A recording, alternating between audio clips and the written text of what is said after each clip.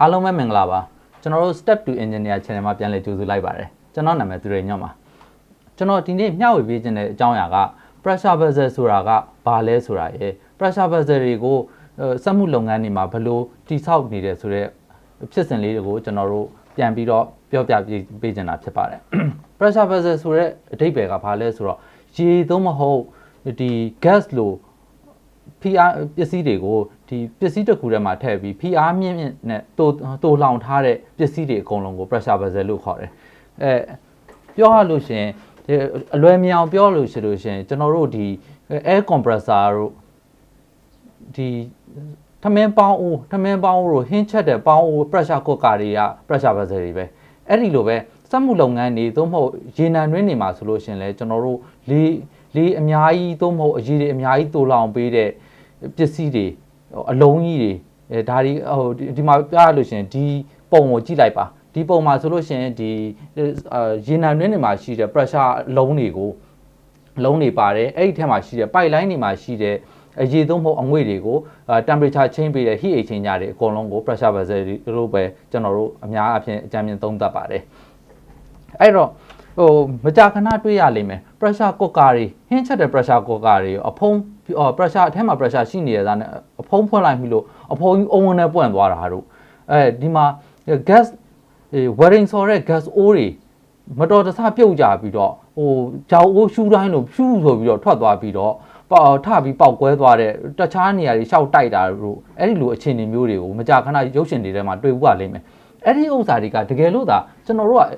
တာမန်လွတ်လပ်တဲ့နေရာမှာမဟုတ်ဘဲနဲ့ဥပမာရေနံတွင်းတို့လူတွေအများကြီးရှိတဲ့နေရာတို့ဆေးရုံတို့လိုနေရာမျိုးမှာသာထပြီးဖြစ်လိုက်တယ်ဆိုလို့ရှင်ဘယ်လိုဖြစ်မလဲတွေးတောင်မကြည့်ရဲပါဘူး။ဘာဖြစ်လို့လဲဆိုတော့အုံးနဲ့ဆိုထပွင့်ပြီးတော့ဒီလူတွေအများကြီးရဲ့အသက်အန္တရာယ်ကိုထိခိုက်နိုင်တာကြောင့်မို့လို့ဒီ pressure vessel တွေကအရန်အန္တရာယ်ကြီးတဲ့ပစ္စည်းအနေနဲ့သတ်မှတ်ထားကြတာဖြစ်ပါတယ်။အဲ့ဒါကြောင့်မို့လို့ဒီ pressure vessel တို့ heat exchanger တို့ကို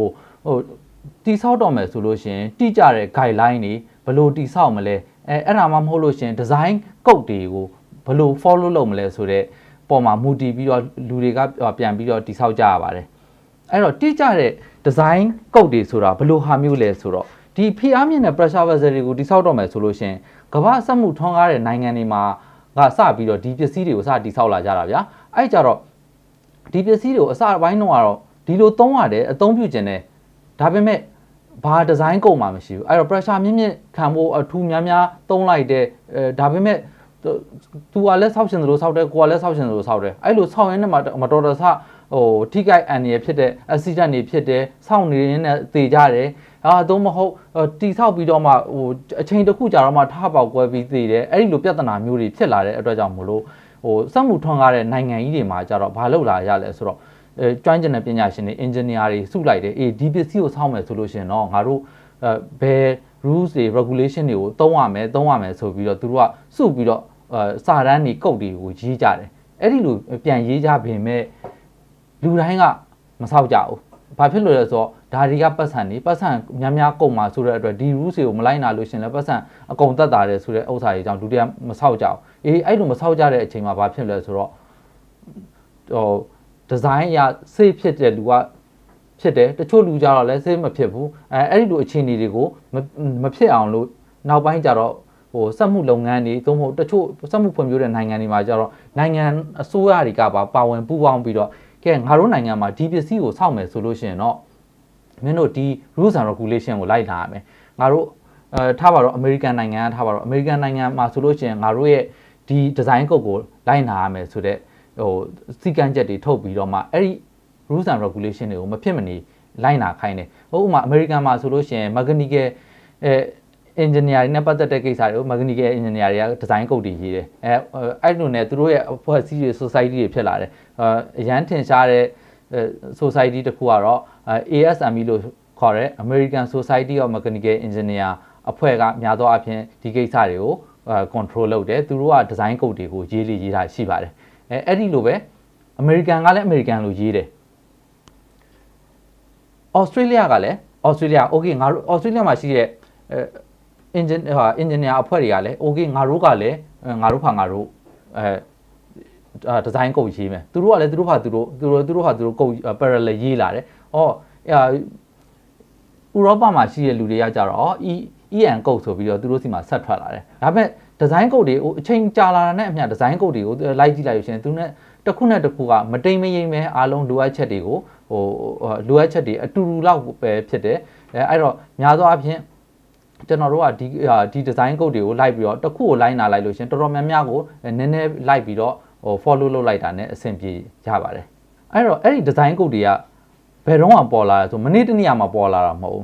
ဘူးဥပမာပြောရလို့ရှင်ဒီ ASME လို့ခေါ်တဲ့ American Society of Mechanical Engineer အသင်းဆိုလို့ရှင်1880လောက်ကစပြီးတော့ပေါ်လာတာ1880ဆိုတာကျွန်တော်တို့ဗမာနိုင်ငံကိုအင်္ဂလိပ်တွေစပြီးတော့သိန်းတဲ့အချိန်မှာတော့မှ1885ဆိုမြန်မာနိုင်ငံကိုအင်္ဂလိပ်တွေတော့မသိရသေးဘူးအဲ့ဒီအချိန်မှာတည်းကသူတို့တွေကဒီ design code တွေလိုအပ်ချက်တွေကို engineer တွေကစဉ်းစားတွေးခေါ်နေကြပြီအဲ့တော့သူတို့ရဲ့ design code တွေက code တွေအရာဒီပစ္စည်းတွေကိုတိဆောက်ကြမယ်ဆိုပြီးတော့သူတို့ကအဲ့ဒီအဖွဲ့တွေက design code တစ်ခုရေးတယ်ဆိုတဲ့အချိန်မှာengineer တွေကိုအရောက်ယာချီပြီးတော့ကိုယ့် area နဲ့ကိုတီးတန့်လိုက်ပြီးတော့လေ့လာကြတယ်ဒီအချက်တွေထည့်သွင်းတယ်ဆိုတဲ့ဥစ္စာတွေကိုဖြည့်ပြီးတော့သူတို့က design code တစ်ခုဒီနှစ်အတွက်1880အတွက် design code တစ်ခုထွက်လာတယ်အဲ့ဒီအတိုင်းတည်ဆောက်မယ်ဒါပေမဲ့ပြဿနာကဘာလဲဆိုတော့လူလုတ်တဲ့စီကန်းချက်တွေလူလုတ်တဲ့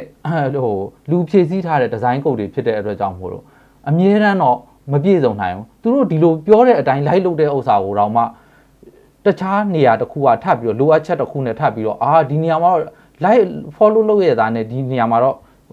ထပ်ပြတ်သွားသေးတယ်ဒီနေရာမှာတော့ပောက်ကွဲမှုဖြစ်သွားသေးတယ်ဆိုတဲ့ကိစ္စမျိုးတွေဖြစ်လာအဲ့ကြဘာဖြစ်လဲဆိုတော့1880မှာ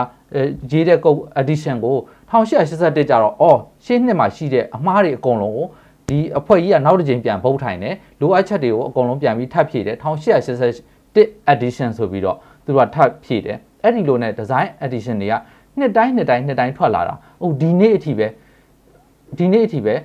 အခုနောက်ပိုင်းနှစ်တွေမှာဆိုလို့ရှင်နှစ်တိုင်းမှာ edition ဆိုတဲ့ design edition တွေထပ်ပြီးတော့ပေါ်လာပြီးတော့အဲ့ဒီ edition တွေကိုဒီနှစ်မှာဆောက်တဲ့ပစ္စည်းဒီ latest edition ကို follow လုပ်ရပါမယ်ဆိုတော့ rules and regulation တွေနဲ့လိုက်ပြီးတော့ design တွေကိုတိဆောက်ကြရတာဖြစ်ပါတယ်အဲ့တော့ American နိုင်ငံက ASME code ကဒီလိုဆိုတော့ဥရောပတို့ Australia တို့မှာရှိတဲ့လူတွေကလည်းသူတို့ပြုစုထားတဲ့ code တွေကလည်း AS code ကလည်းသူတို့အဲ့လိုပဲမတိမ်မယိမ်ပဲသူတို့ကလည်းနှစ်တိုင်းသူတို့က update လုပ်လာကြတယ်အဲ့ကြတော့ဒါပေမဲ့ချင်းကပ်ပုံကတော့နည်းနည်းကွဲသွားတယ်အဲ့ဒီအချိန်မှာ globalization အရာလူတွေကခင်မိလာကြတယ်ဆိုတဲ့အချိန်မှာကျွန်တော်တို့နိုင်ငံတွေလိုနိုင်ငံတွေကသူတို့လောက်စက်မှုမထွန်းကားခဲ့ဘူးဒါပေမဲ့အခုခေတ်အချိန်တွေမှာဒီပစ္စည်းတွေကိုတိဆောက်တော့မယ်ဆိုလို့ရှိရင်ကြတော့တိတ်မခက်ခဲတော့ဘူးသူတို့နှစ်တရာလောက်ပြုစုလာတဲ့နှစ်တရာကျော်ပြုစုလာတဲ့ဒီ design code တွေကိုကျွန်တော်တို့ကကိုယ့် data နဲ့ကိုက်ညီတဲ့အချက်လက်တွေကိုအတိုင်းယူပြီးတော့ကျွန်တော်တို့က code တွေကိုမွေးစားပြီးတော့ default ဒီ code အတိုင်းငါတို့ကတိဆောက်ပါတယ်သို့မဟုတ်အဲ့လိုမမွေးစားပဲနဲ့ကိုထားပါတော့မြန်မာပြည်ပဲဖြစ်အင်ဒိုနီးရှားပဲဖြစ်အဲ့ဒီလိုနိုင်ငံတွေကငါတို့ဒီပစ္စည်းတွေကိုတော့ ASME code edition section 8 division 1အရာငါတို့ကတိဆောက်တယ်ဆိုပြီးတော့ကိုယ့်ပစ္စည်းကို declare လုပ်ပြီးကြေညာလိုက်လို့ရှင်ဒီ rules တွေ regulation တွေကိုfollow လုပ်လိုက်တာ ਨੇ သူတို့ရဲ့ safety standard အတိုင်းကိုယ့်ရဲ့ပစ္စည်းတွေကလည်းလုံခြုံစိတ်ချစွာအသုံးပြုနိုင်တယ်လို့ပြောလို့ရတယ်ဒါပေမဲ့ data နဲ့လိုအပ်ချက်အရာတို့သူ့ data နဲ့သူလိုအပ်ချက်တွေကိုထပ်ပြီးတော့ထပ်ပေါင်းပေးရတဲ့ကိစ္စတွေတော့ရှိတယ်ဥပမာအရန်ထင်ရှားတဲ့ point တစ်ခုကိုပြောရမယ်ဆိုလို့ရှင်ဥပမာမြောက်ဝင်ရိုးစွန်းမှာနေတဲ့ North South area တွေမှာဆိုလို့ရှင်သူတို့ရဲ့အရန်အေးတဲ့ရေခဲနဲ့ပတ်သက်တဲ့အရန်အေးတဲ့ပစ္စည်းတွေနဲ့ပတ်သက်တဲ့လိုအပ်ချက်တွေထပ်ပြီးတော့ကုတ်တွေ standard တွေထပ်ဖြစ်ရတယ်ဥပမာနာမည်ကြီးတဲ့ဥစ္စာဆိုလို့ရှင် North South standard တို့ဘာလို့ဆိုလို့ရှင်သူတို့ကလည်းသူတို့အရန်အေးတဲ့အတွက်ကြောင့်မို့လို့ဖြစ်တဲ့ requirement တွေထပ်ဖြစ်ရတယ်ဥပမာကျွန်တော်တို့မြန်မာနိုင်ငံအတွက်ဆိုလို့ရှင်ဘယ်လိုဟာမျိုးတွေထပ်ဖြစ်ရလဲဆိုတော့မြန်မာနိုင်ငံဆိုလို့ရှင်ဒီနာမည်ကြီးစကိုင်းဖော့လို့ပြက်ရည်ကြောကြီးတွေရှိတဲ့အတွက်ကြောင့်မို့လို့ဒီငလျင်နဲ့ပတ်သက်တဲ့လိုအပ်ချက်တွေအများကြီးထပ်ဖြည့်ထားတယ်အဲ့တော့ငလျင်ကုတ်တွေဗမာပြည်မှာလည်းဗမာပြည်ရဲ့ငလျင်ကုတ်တွေထပ်ရှိမယ်သို့မဟုတ်ဗမာပြည်ရဲ့ငလျင်ကြောနဲ့ပြင်းအားတူညီတဲ့ international မှာရှိတဲ့ငလျင်တွေရဲ့လိုအပ်ချက်အမြင့်ကိုမူတည်ပြီးတော့ပြန်ပြီးထည့်ပြီးတော့ equivalent ထည့်တွက်ခဲ့တဲ့ကိစ္စမျိုးတွေအဲ့ဒါမျိုးတွေကိုထပ်ပေါင်းပြီးတော့ဆောင်ရွက်တဲ့အချိန်ကြတော့မှ okay မြန်မာနိုင်ငံအတွက်အသုံးပြုဖို့အတွက်ကဆိုရင် American Society of Mechanical Engineering ရဲ့ section 8 division 1ကို follow လုပ်ထားခြင်းအပြင်ဒီငလျင် requirement ဘယ်ဟာကိုလိုက်ပြီး follow လုပ်ထားပါတယ်ဆိုတဲ့အခြေအနေမျိုးကိုထပ်ပြီးတော့ဖော်ပြပြီးတော့အသုံးပြုကြရတာဖြစ်ပါတယ်